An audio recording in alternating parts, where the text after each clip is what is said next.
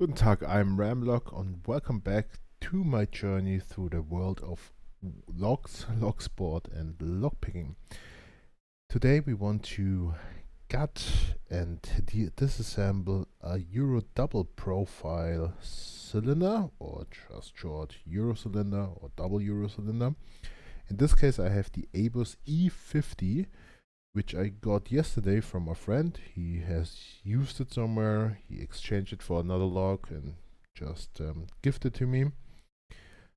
So this time I picked it already, but I want to gut it without picking it. So how I would do it, why I would do it, and with which tools or what tools I would use to do it. So without further ado, we take a look at that log. It should be just an example for any profile cylinder, double cylinder log. There are some differences in some logs, between some logs, how they are secured or the plug is retained and stuff like that, how the cam is secured and stuff like that. But this should be actually be an average, I would say, low to mid security log. This log is ranked as orange belt in the LPU log belt ranking system. It has 5 pins, we see it here, down here, 5 pins. All the key pins are standard pins and the driver pins is 1 standard pin and 4 spool pins. On this specific log, I know the standard pin is on pin 2, but we will see that after we've gutted it so far. At least that's what I've felt by picking it. Why do I want to gut it is because first I want to learn from it, I want to study that log and know where the pins are, how it works. And the second part is I want to get rid of this, for me, annoying cam here. I don't like it to have it there when I pick it and have it in a vise. Then I have to watch out that I don't actually lock it up by putting the vise on a specific position. So I don't like that. If you have seen maybe other videos where I pick Euro cylinders, I already almost every time I already got the cam off. So actually this is something I do mostly for the first, or at first when I got a log, I got it without picking, or maybe I pick it and then got it, just to get rid of this cam, even on half cylinders, half Euro cylinders. And that is what we do in here. So another thing, important thing for that video is that I don't pick it in this video. We will gut it without picking it. There will be a part which seems to be less professional. I'm not a real professional. I'm still on my journey for log picking and log sports. So maybe there's a better way to do it, but that's how I do it, especially on logs I know where the pinning is identically on both sides. Okay, so we take a look at the tools I use. Something very essential and basic I use, I guess most of the log sporters, log pickers have or should have, in my opinion, is the HUK, I don't know how it's pronounced, locksmithing disassembly tool or toolkit. It contains of pointy tweezers, declipping wrench, declipping tool, some what are the separated plug followers, which actually should be used on Euro cylinders. I don't use them actually. We have 2 different sizes of plug holders for the smaller ones, like in some padlocks, where you can gut it, and these are for Euro cylinders. I don't use them very often actually. Then we have the followers. We have also one smaller, I don't know actually the diameter of this, but a smaller one for smaller logs. This is just for Euro cylinder size, bigger one. And then we have a tube which is the same size for Also Euro cylinder, so that has the same diameter as the other one. And one thing that, in my opinion, is really important, really very useful tool is the so-called pinning shoe. I guess that's how they call it. So we will use this in this video also to retain the pins, at least on the other side, to not lose them and get the order right afterwards. In addition to these tools, I have another pair of tweezers, which is from Sparrows, I guess. It's the pinning tweezers, which are not pointy. They have kind of grooves for maybe you have seen it in some other lock pickers have these already, to grab pins a bit better. Sometimes I like to use these, sometimes I like to use the pointy ones. The pointy ones especially for getting springs out of the holes, or if it's very narrow where I have to use the tools. I have another pair of tweezers which are actually just normal ones. These are from the multi-pick training cylinder kit, and they have also little grooves in here. So sometimes I use them, but I think in one of the videos I've already talked about it. I don't really like using them because they are magnetic, and some springs are steel. And if I try to put the springs inside, then they stick to the tweezers and they will be pulled outside all the time. The last tool I will use today is another declipping wrench, which is from Sparrows as well. I like these because they have different sizes for different sizes of C-clips, E-clips, whatever, and I actually don't know what these two, I've never tried it. Maybe it, I don't know what these do. Maybe someone else does know and can tell me. But yeah, you have different to reapply clips or even remove clips. So sometimes I like to use these. There is not every lock. So this kind of lock we will already see here a bit. It has an E or C clip on it. So that's where I mostly use this tool. But some other locks, I have another example here, which is in BKS piece Z88. And this has not C clips, E clips. It is more like a ring clip, which is made out of softer metal. I don't know if that's aluminum or brass or nickel plate. I don't know. I'm not a metal nerd, so I don't know what is made of. But you have to bend them open to get them off, and that's mostly when I use this tool. I like to grab it under and then bend it open. And just as a small excursion on this video, I don't want to do this in this video, but to get these kind of ring clips, whatever, either secure clips, secure rings, back on, it's not that easy. So you should have another tool. And there's one tool, this one here, which is sold for not cheap. It's around 50 bucks, 50 euros, 47 euros or something from Sober Tools. You can get these on different websites where they sell lockpicking stuff. And yeah, you use them to get them back on, to get them back in shape and put them back on. And that's very useful if you use a lot of these different kinds of tools. Yeah, locks. So especially Euro locks and stuff like that. There are some people who make some kind of these tools by themselves. You can do that too. There's a lot of resources for it. I bought it because I was lazy, but yeah, why not do it by yourself? All right. So after we have all the tools and we know our plan, we will go into the disassembly and I will talk through it.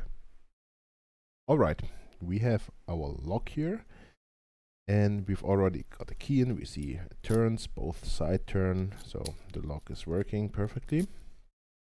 So the first thing I want to do is get rid or get one of these E-clips off, and that's where I use, so we now use the standard, or the thing that comes with the hook toolkit.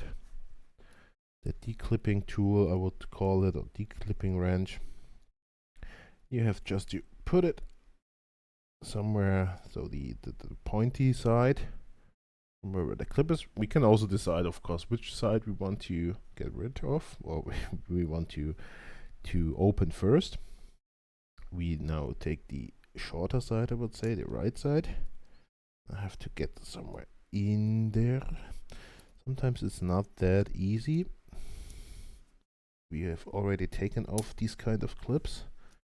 Okay, we kind of got it loose, but not fully yet. Okay, now it's a bit stubborn. Ouch. Yeah, you have to pay attention for this pointy side. I've already put that sometimes into my finger, not as deep to get blood or something, but it could hurt. Okay, we kind of got it off. So actually, this is the most terrible way I did this on this kind of lock. Maybe we get the other tool. It's a bit better on these. Yeah, this is definitely better on E-clips. So we see there's a steel E-clip, and that's just perfect. We got one side off. We still want to leave the other side on so far.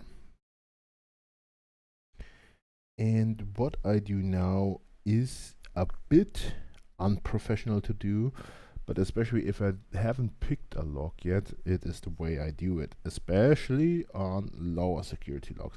I'm not that far for higher security locks in the LPU belt ranking system. I'm blue at this time. So maybe on higher locks, it is a totally no to do. But we will do it at this time. So what I do is put the key inside. Don't pull it yet. And I know at least ABUS's, this is an ABUS key, even though it has a Buffo branding, but this is an ABUS E50. They're mostly solid inside. The plug is solid, not skeletonized, so this is something you can do in this. If you have a skeletonized key, you have to be a bit more cautious and get a solid part. But on these locks, I like to turn for us Europeans, the lower part of the plug, so the bottom or the top for the Americans, to a 2 o'clock, or maybe 1 or 2 o'clock or 11 o'clock position. In this case, we use the 1 or 2 o'clock position, because you will see that afterwards. Now a solid part of the plug is above the driver pins, because I don't want to, if I pull the plug out, all the springs and all the driver pins will just pop out, and I don't want to damage anything. So that is why I do it. I know there is kind of a solid part. There is no groove, no holes, no notch where all these stuff get caught and damaged.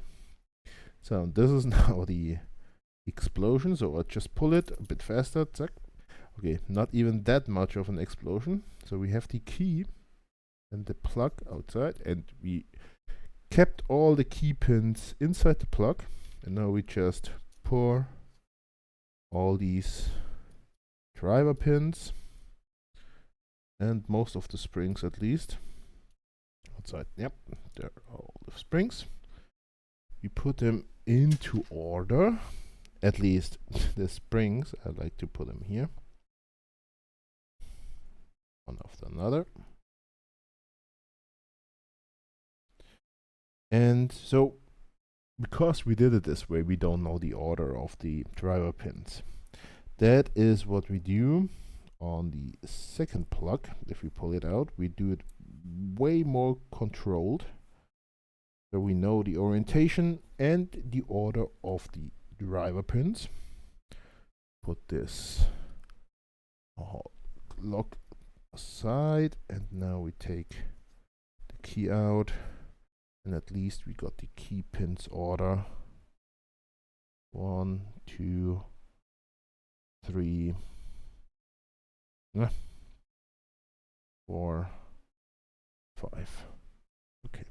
It's now in this upper corner, maybe not easy to see. I just turn all the pins into the right orientation, as at least how I like it. And we have the plug here. We leave everything up there. Alright, so now we have still the cam, but we now see it moves freely. Everything is outside from the one side. We had the mess. Then now we try to get rid of the cam, and I don't know how this stuff is called inside, which retains the cam and turns it with the key. I don't have the terminology here right, but what I do is I align now the cam notches. Maybe we can see it in a bit. But the cam notches, with the noses on this part inside. I guess it should be like this, maybe. So it's on each lock, it's a bit different each type of, and we can pull it out. So this is what we have, and this is just a turning bit. I don't know what these are called, but it's just put together with a rivet, whatever, pin, whatever, and they turn independently on each side. On these locks, which have longer or even different length on each side, there's also a small additional, what do you call it, part, module, whatever, inside. Yep, there it is.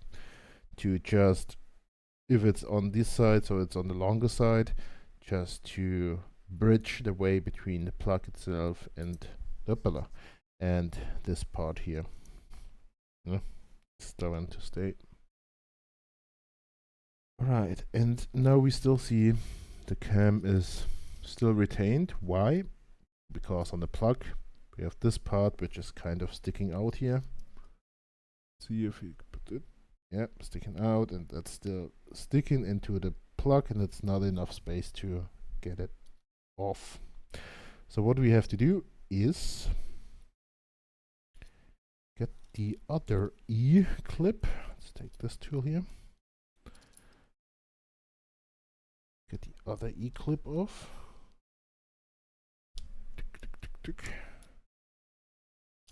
Yep, there it comes off.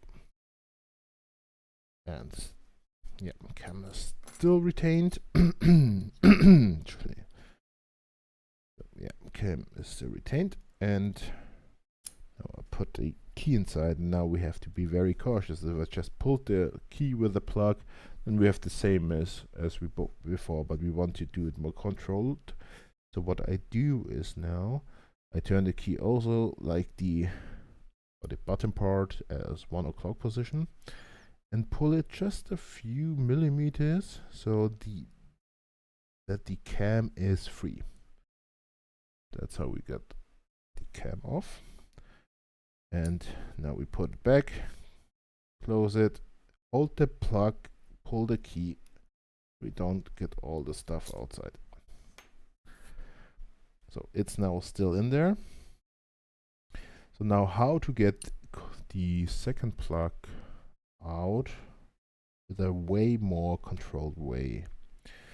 That's where I use these core shims. Maybe you have seen them already. There are different manufacturers, different sizes.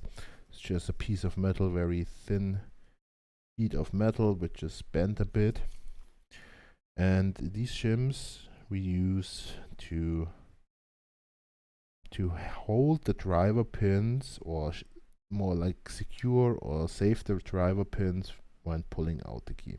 So on these locks it's not totally necessary on these massive locks, because you can find what I did with the core here, where you find a massive, or like a solid part where you can slide over and no notch or no hole or something will catch driver pins or springs.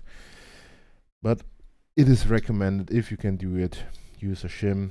It will make your life easier. especially if you pull something out. I had a lot of ways and different ways where I messed up, and using a shim would have helped totally. So now we cannot put it any further. We put it here between the plug and the housing, and that's where the driver pins and now the key pins are. And what we want to put the key pins away so the driver pins will be held down by the shim, at least so as long as the plug is inside. So we put the key in, put it back on the, and now we see I can not get the key all the way in because we are binding any driver pin with the shim already. I put it too far in, pull it outside, so we get the key in. Now we got it in. We go to the same, I would say, 1 o'clock position. And now we get the shim back in. And we try to stay at the, I would say, in Europe at least, the bottom of the whole housing where the driver pins are, and put it now in. And you have to be cautious. First, these things can be very sharp, so you can put them into your fingers. That's why I like to use these tweezers to put it inside. You have to watch out, don't pull the plug on the other side, otherwise you have the mess I mentioned and showed earlier. And what's also important is kind of get the shim all the way down. Otherwise, if we just use the follow later, it's not shimmed and we maybe mess up stuff. So still keep the key on the 1 o'clock position, and now get the follower. The follower, so it's all there. I like to turn it around. Now we push and hope the shim, we can control it. We don't see the shim here. So that is something, especially in other locks, but maybe readjust the shim. But yep, that is not as nice. Yeah, okay, that's only the key pin. That wasn't very professional. So we just put it back in there as if nothing happened. Okay, we now push the key. Tap. There we are. So we have the key. There were the key pins where none of them had fallen out so far. Just get all the key pins here. 1, 2, 3, 4, and 5. The longer we are in the video, the more shaking my hands get, I guess. But that is definitely the order. Alright. So now we have the follower with all the driver pins and springs still inside. We have the plug here, the longer one. And what I do now is use the pinning shoe I have showed earlier. We have this little notch here, or the groove inside the follow from this kit, and this is where this part, the metal part from the pinning shoe, fits perfectly. We put this directly above the driver pins, put it inside, get this tensioned here, pop it on, get the follower out,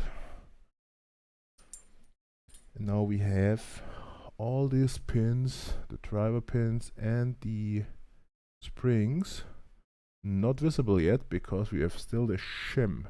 You see, underneath the metal part of the pinning shoe we still have the shim. And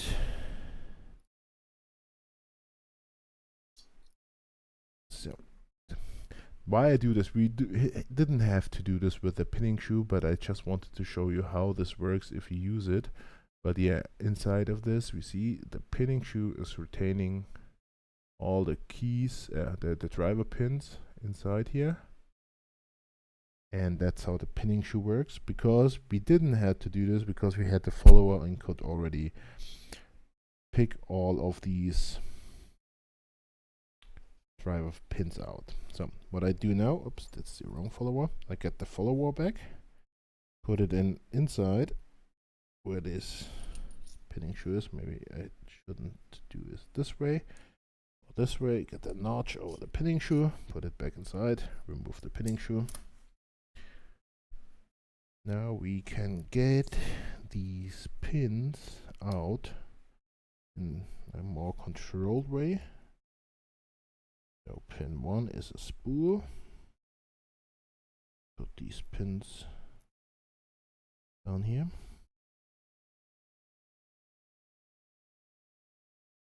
Pin 2 is the standard pin. That's what I felt when I picked it. I will put up a picking video of that log also.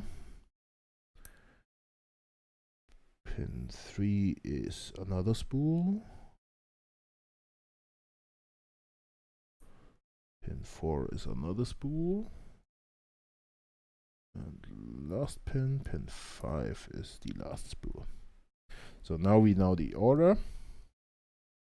And that's what I do with the other plug. First spool, second standard, third spool, fourth spool, fifth spool. The easy part here is we don't have any special orientation of these driver pins. So it is fine as we did it. I know on higher security logs that could be a problem. I don't have the experience yet there, so I cannot tell you yet, but if I have, I will make another video about that. But this should actually just help very beginners to get their first, especially double cylinder, Euro cylinder locks. And maybe it's not the way, it's one of the ways you can do it. And maybe there's even a better or more professional way. So we got this lock totally got it. Everything is outside. We have the pinning. So we see everything. It is the pinning from plug 1, plug 2. And how the lock is built. We have the cam off. I will leave that cam off. That will be just put in a box. I don't need it anymore. And yeah, that's how you got a lock. So I thank you for watching and auf Wiedersehen.